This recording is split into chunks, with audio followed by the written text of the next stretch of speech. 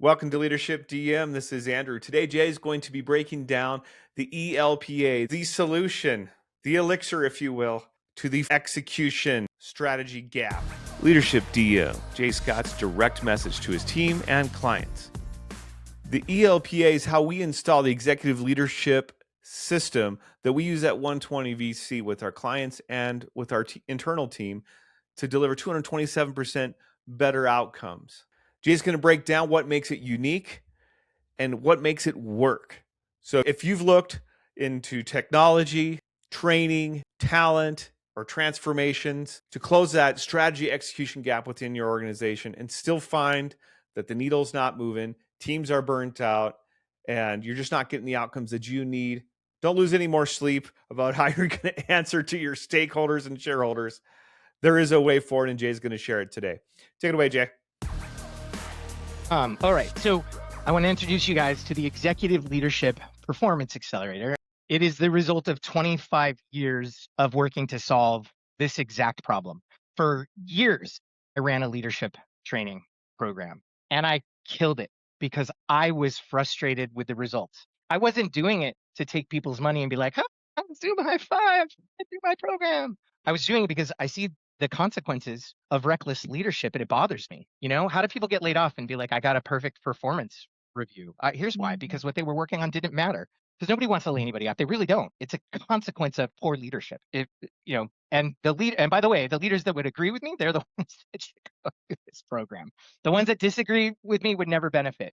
Okay, so I created this program. I lead this program with my team, and what we've proven is that elite teams everywhere are installed, not trained. Okay, we're installing a proven leadership system, right? Using the 9 principles, different mission, different outputs, but in this case, it's leadership that is building unstoppable teams, durable teams, right? We apply the 9 principles to build something that no training program can produce, and that's irreplaceable leadership teams that scale. And the key here is it's got to be led by an executive within the business. We start at the executive level, because if it doesn't start at the executive level, and it doesn't have to necessarily be the C level, especially in like a Fortune 500, we usually start just below there, because the executives in the Fortune 500, the C level is not going to do it until they see that it works. They're not going to change, but it doesn't work if we do it lower in the organization, because leadership will unintentionally erode it. So once it's installed at the executive level, then it can scale down. And it's all because they see the senior executive walking the talk. My team could not come in and successfully install this unless the executive was mirroring and modeling the work. It requires an executive sponsor. So if we can't get an executive sponsor, we will respectfully decline the engagement. So the result: from day one, leadership stops reacting and starts operating as an investment strategy. Think about that, right? Shouldn't leadership be an investment strategy? Isn't that the point? Where time, attention, and capital are allocated intentionally with a clear expectation of measurable return on the 3 pillars. Okay, so it's not a training, it's a system installation. And we deliver it like this in 3 phases. Phase 1, we install the execution discipline. Okay, we need everybody to work in the same way and together, right? Basically, we stabilize execution. All those execution failures, all those breakdowns in the middle of the week, all those collisions, that's the first thing we attack. So the system is installed, the leadership team gets aligned. Like, this is the status after phase 1. Execution stops consuming capital and starts producing a return. The shift is that the leaders stop reacting, align on priorities before work begins, and that allows execution to become predictable as opposed to heroic. And the other key here is the leadership team becomes factually clear. There's nobody on that team that's not earning their place on the team visibly to everybody else on the team. Here's the best part about this. When they realize it, I watch them all sigh with relief. Hey, we just had a big reorg.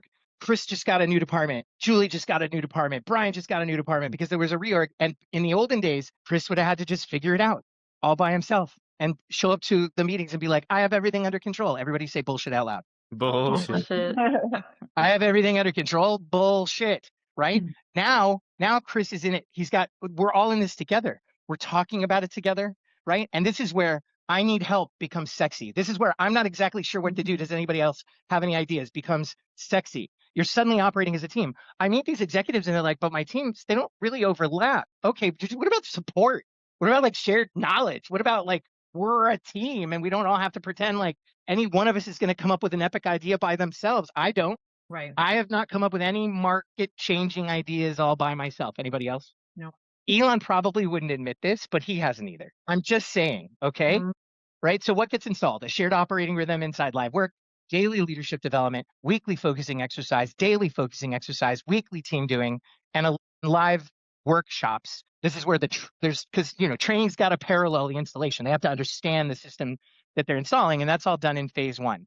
The improvements to the 3 pillars. This phase stabilizes all 3 by eliminating the waste that drags them down. Rework escalations, reactive execution, stop consuming capacity that should be producing a return on investment. Phase 2, this is where we've stabilized execution so we can start operating leadership as an investment strategy, okay? So the status after phase 2 is reactive intake is eliminated. Teams are now looking around and identifying where the business is going, because let's face it, if the business has to go to IT and say, we need X, Y, and Z to support our growth, it's too late. It's too late, right? They're going to leave market share on the table, like their opportunity cost, right? It's too late. IT is supposed to know IT, and by the way, they do. Okay. And they're supposed to be working with the business to be like, where are we going? Cool, we can build that. Where are we going? We can support that. Like, let's intuit it. Like, these cycles are huge, enormous. It's AI right now. It's AI right now, right? So what are we doing with AI? Well, somebody should be figuring out what to do with AI, and it shouldn't be the person that is responsible for manufacturing, right? It should be in collaboration with that person, right? So reactive intake is eliminated. Leadership capacity starts deployed as capital. Portfolio starts generating a return on investment. So we've got all these large projects that cross different divisions that will accomplish something larger than any organization on any team on its own could accomplish, right? These big bets in businesses where only 30% of them actually succeed, 70% of them are a dumpster fire. This is because it's poor rationalization. Let's just take it all to the cloud. Let's just deploy AI and we'll figure it out as we go. Well, the consequences of that on people are huge. So the shift here, leadership stops approving work. Think about this. This is our concept, right? We approve work. Hey, can I do this? Yeah, go do that. Hey, can I do this? Yeah, go do that. No. We stop approving work and we start investing time, attention, and capital where we have a crystal clear vision of how the things that we're doing will produce a return on the 3 pillars. Work enters execution only when it's earned that investment. And this is not hard. It's just a different way of working. And it requires coaching because people will see the process with their old lens. So it's like, hey, don't lift it that way, lift it this way. Like, let's focus on your form. You know what? I know that's how you might have positioned how it improves profitability in the olden days, but I don't see it. Can you help me see it? Let's get clearer, right? That's muddy. What gets installed? The challenge, opportunity, rationalization, and demand creation engine. Every proposed investment is rationalized against the 3 pillars. Demand is proven before execution begins at every layer of the organization. Here's the improvement to the 3 pillars. The 3 pillars become the funding filter. Phase 2 is the moment leadership stops funding activity and starts funding return. In phase 3, and these compound and they take time. And I'm not going to tell you that any one of these phases are mastered in the 16 weeks or the 13 weeks or the 13 weeks, but everybody's walking the talk. So by the time we get to phase 3, leadership itself becomes the investment. This is where the organization becomes durable. Leadership is producing leaders through the work. The system sustains itself as people change seats. The return on the 3 pillars compounds predictably. This is the trick. We just want it to be predictable. We want to be like, hey, we're going to go here and know we're going to get there without heroics. Okay. The shift here is that authority moves to the best leader. So now we're a team. Like, we like to think of the team and the leader, but the leader just plays a role on the team, like the coach on the sidelines. Is the coach any more important than the person making the shot? Yeah. No, they're just as important as the person making the shot. They have a role on the team. And here's the truth. The leadership ball passes, right?